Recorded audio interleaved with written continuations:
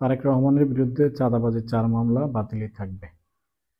বিএনপির ভারপ্রাপ্ত চেয়ারম্যান তারেক রহমানের বিরুদ্ধে দায়ের করা চাঁদাবাজির 4টি মামলা বাতিলই থাকবে। রোববার আপিল বিভাগের জ্যেষ্ঠ বিচারপতি আশফাকুল ইসলামের নেতৃত্বাধীন 4 সদস্যের বেঞ্চ রাষ্ট্রপক্ষের আপিল আবেদন শুনানি শেষে তা খারিজ করে এই রায় দিয়েছে। এর ফলে হাইকোর্টের রায়ই বহাল থাকবে বলে জানিয়েছে আপিল বিভাগ।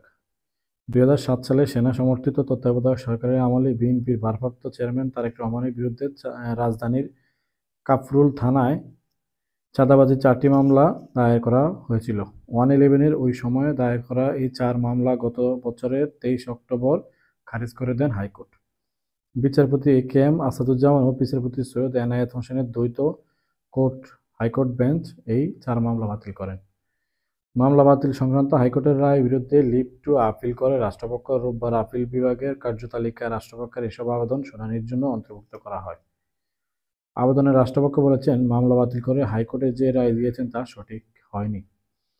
23 অক্টোবরে আদালত চত্বরে ব্রিফিংয়ে তারেক রহমানের আইনজীবী ব্যারিস্টার মাহবুব উদ্দিন খোকন ও ব্যারিস্টার কায়সার কামাল জানান, আইনি প্রক্রিয়ার মাধ্যমেই মামলার সুরাহা করতে চান তারেক রহমান। তার বিরুদ্ধে প্রায় 80টির মতো মামলা রয়েছে। এসব মামলা আইনিভাবেই মোকাবেলা করা